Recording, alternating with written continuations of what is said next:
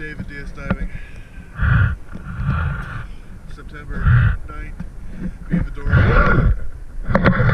Clean, installed one R4 on port trim tab and started to install the heavy divers.